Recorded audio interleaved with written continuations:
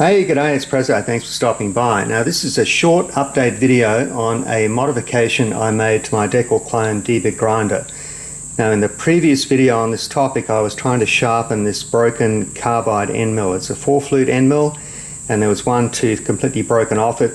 And I was using a technique that I'd seen on another YouTube channel. And that involved setting up the cutter with the angle of the cutter facing upwards, so the opposite to what you can see here, and you withdraw the cutter from the center of the cup wheel toward the outside, and you have to stop at exactly halfway across the diameter of the end mill. Now, to make that a bit easier, I made this little device here. So this is a settable indexing stop. So when you have the cutter at the end of its travel where you want to stop grinding, you set this little collar here to a 0 point, which has been attached to the face casting of this machine, and this can be rotated to so it matches, and then you tighten up this socket head grub screw, and then you can return that indexing collar to the same place every time you grind and rotate the cutter in the collet.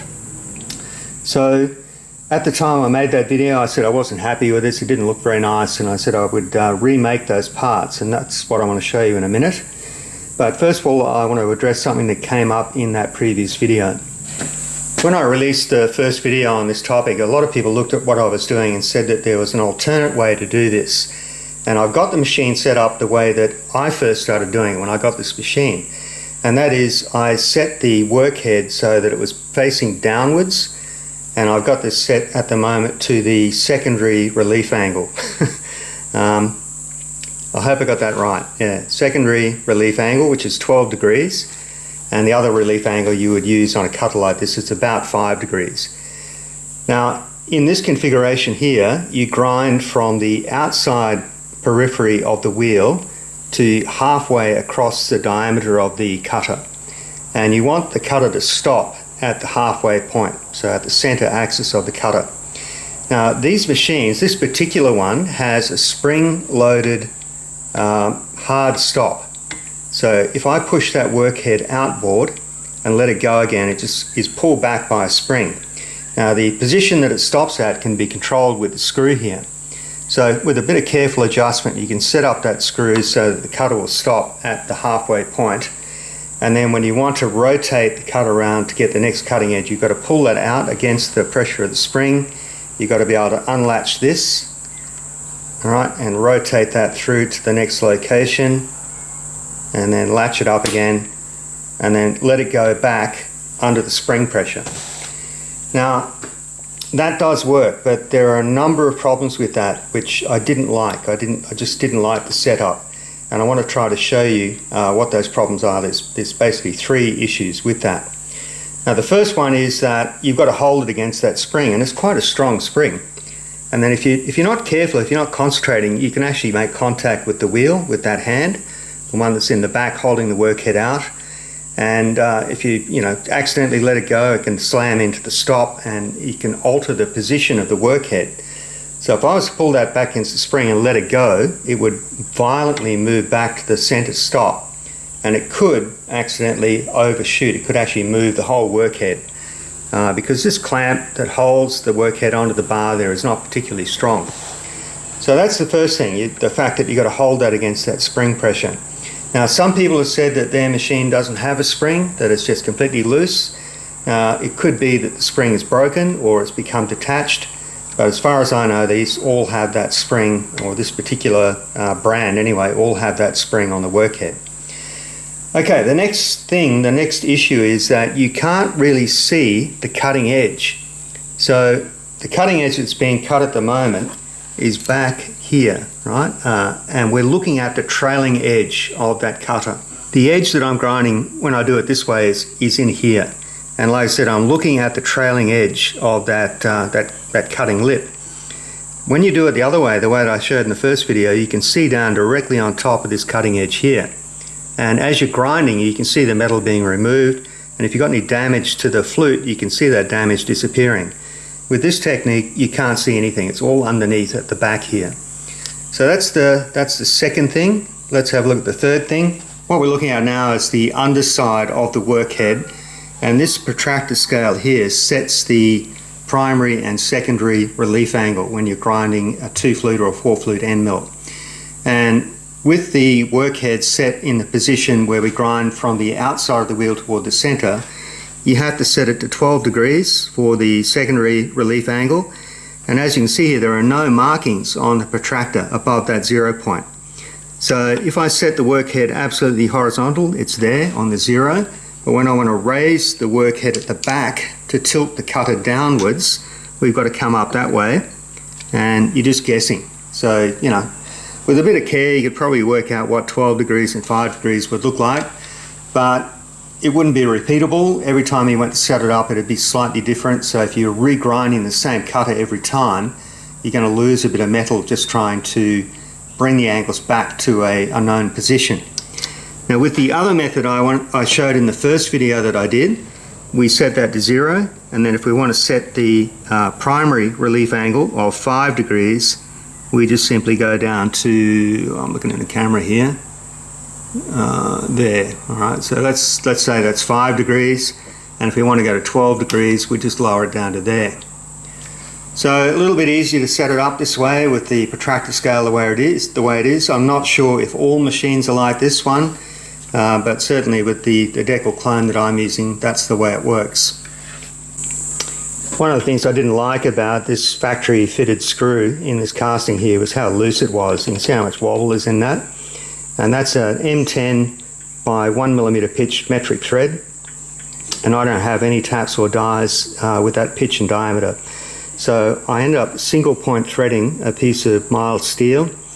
And this particular thread here has an outer diameter of 10.05 millimeters. And when I was single point threading that, I set it up like we'd normally do for a 10mm thread. I cut it and tried it in that threaded hole there, and it was just as loose as that one. So I suspect that whatever tap they used to make that hole there was oversized. So I ended up making 3 of these threads until I got one that was a nice snug fit. I've also set a ball bearing in the end of that screw thread there, so that's got a 60-degree included angle on the end. That's about a 5mm diameter ball, and it's just press fitted into about half its diameter, a little bit more than half its diameter. So that'll give us a nice hard wearing end on that screw so it doesn't burr over. You can see with this one, that point is just machined on that steel screw, and it's already started to burr over. So that's the spindle. You can see I've got a flat machined on there, and the outer diameter of this knob here, or the outer part of the knob, can clamp down on that flat. There's an M6 socket head screw there, and that's sort of a nice snug fit. And what I was trying to do here was to make this particular part look a bit like this one here. So this is about 40 diameter on the outside. This one here is a lot smaller, of course, so I will need to remake this plastic part, but that's pretty straightforward. I just need to edit the file and laser cut a new one. So that's the screw thread now, and you can see here that that's a really nice fit. So there's very little wobble in that now. Alright, so I think it was worth the effort to have 3 goes cutting that thread to get that a better fit.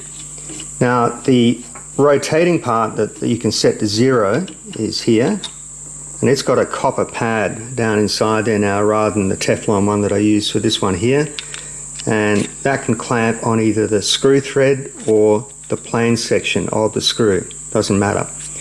So we can lock that down again with an M6 socket head grub screw, and that makes that really firm and snug, or you can just sort of loosen it off a bit and it will rotate.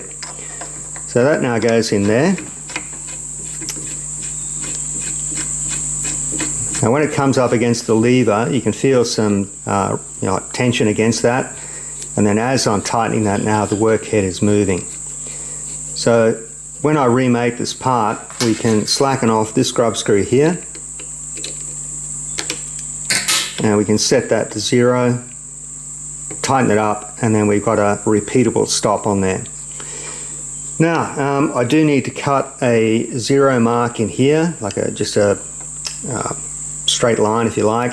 On this one here, I did it with a drag engraving tool in the CNC milling machine. But just for fun, I'm going to have a go at doing this with a rotary engraving technique. I'm also going to just do a very light bead blast on this so that it gets that satin texture, and then I'll clear anodize this. And hopefully when we're done, that is going to look very much like that. I've just edited that file. Now this is the same file that I used to cut the zero marker on the body of the machine for the last knob that I made.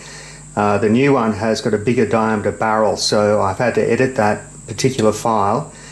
And I'm going to cut this out of this material here. This is a 2-ply laser engravable plastic. So you can buy this in various color combinations. This one has got a silver metallic finish on the top layer and it's black on the back. And the top layer is very thin, so you can just engrave through that silver layer and expose the black underneath, or you can cut right through it. If you're going to buy this stuff, make sure you get the product that's designed specifically for lasers. I bought a similar looking product once and put it in the machine and absolutely ruined it. It was only for rotary engraving, and when you tried to cut through it with the laser, it just bubbled up and burned and made a horrible mess. So I got about 4 sheets of that stock and I can't use it in the laser. Anyway, let's go ahead and get this one cut out.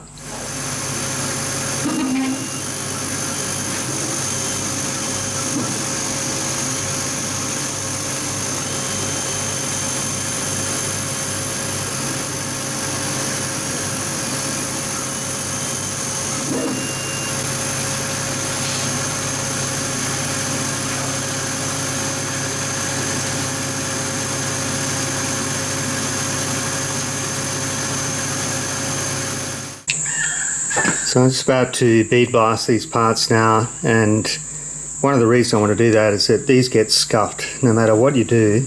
Just in making the parts, they get tiny scuff marks and little bits of damage, but the bead blasting helps to hide that.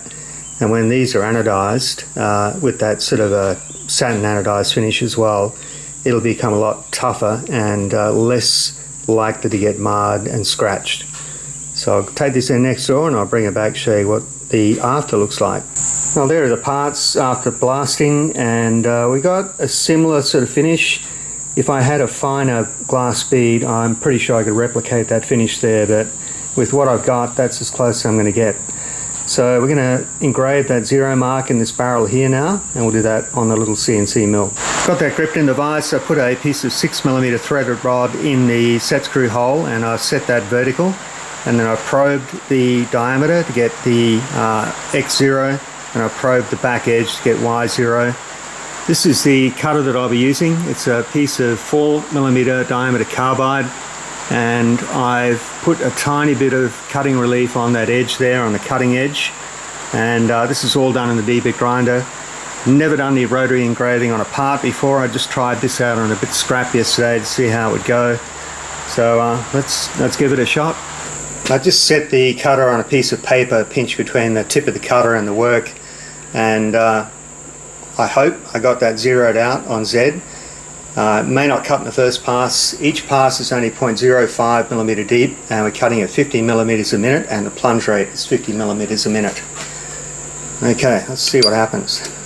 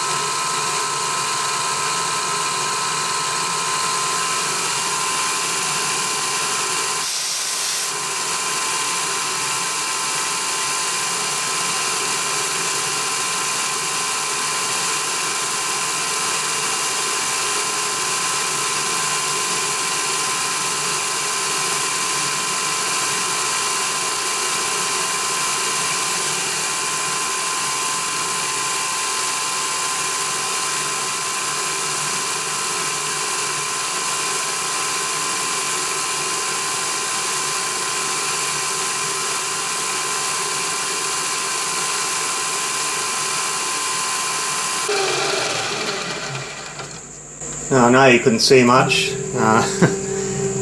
what I was hoping for was that we didn't leave a burr. So I put a bit of WD-40 on at the end there. And it's nice and deep. Let's take it out and have a close look. Alright, this is the one that I had made previously. This was done with drag engraving, and although that's quite legible, it's not as deep as I would like it. It sort of means that it's susceptible to wear and tear.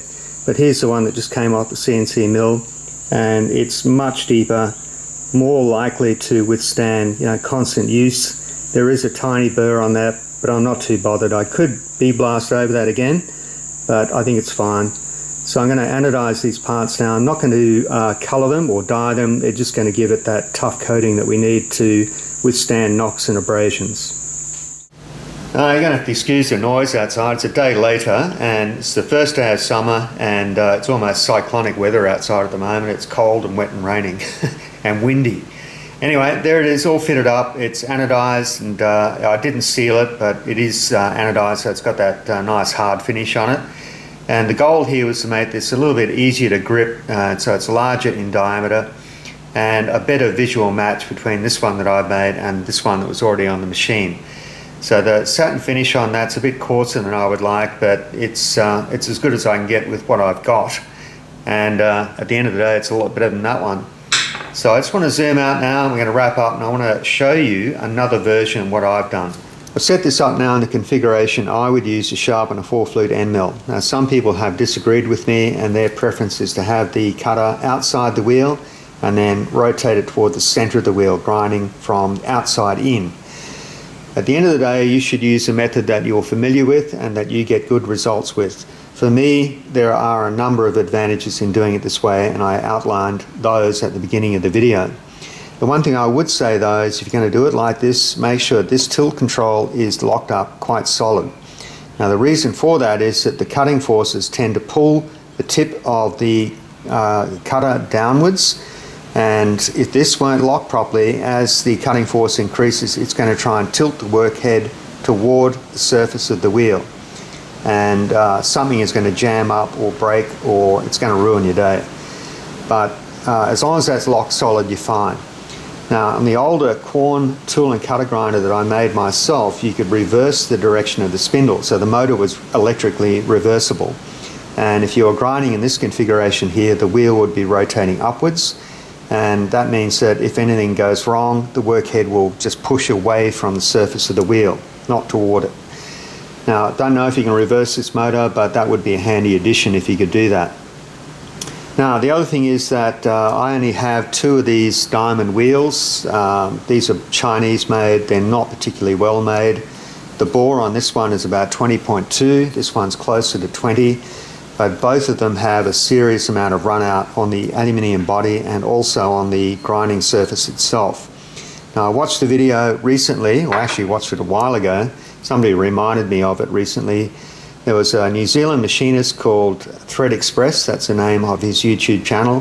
He's got an excellent video on how to dress these diamond cup wheels and how to true up their aluminium bodies. Now his method is to make separate tapered hubs for the spindle and to mount these wheels permanently on their own hub. And that's what this tool is for. This allows you to extract the tapered hub from the spindle, and I'm going to go down that road. I'm going to make 2 new tapered hubs, and I'll fit these on their own hubs and then just swap out the hubs as I go. I was just about to wind up on this video, and a gentleman named Chuck Saunders sent me some photographs from the United States. Now he's got a similar machine to mine, it's the Chinese clone, and he's come up with a method of fitting a hard stop to this tilt mechanism on the grinder. I thought it was such a good idea, I asked him if I could share it in this video, and he said yes. So what he's basically done is to replace this wheel, or this knob. His broke not long after he got the machine, so he's replaced that, but he's also fitted a hard stop to the machine. So I'll show you the photos and you'll get an idea of what he's done. So here you can see the replacement feed screw and knob that he made. He made up a whole new feed screw and the aluminium knob as well. But you can also see in this other photo that he's fitted a bracket to the casting on the front of the machine, and then there is a micrometer adjustable screw that fits through that bracket. Now that can be adjusted to stop the grinding at the position where you want it, and then on the steel rod that the whole workhead rotates on, he's fitted a clamp with a lever so that you can set the stop position and then return the workhead to that same stop position every time, and it's absolutely repeatable. And I thought if I'd seen that, that's probably what I would have done, but I've sort of committed to doing it this way now, so I'll just leave it at that. But for anybody who's thinking about modifying their machine, I would suggest that Chuck's method, although a bit more work, is probably a more foolproof way of doing it. It's one of those things that I thought, that's an obvious improvement to the machine, but I can't understand why it wasn't included right from the get-go. All right, I've talked long enough. Now, I'm going to come back in the next video. We are going to do the rear tool post for the Colchester lathe. It's just that there are so many comments about what I've done here, I thought it was better to do a follow-up video. All right, enough. I'll see you next time. Yeah, check out the Colchester build in the next video. It's Prezzo signing out. Cheers.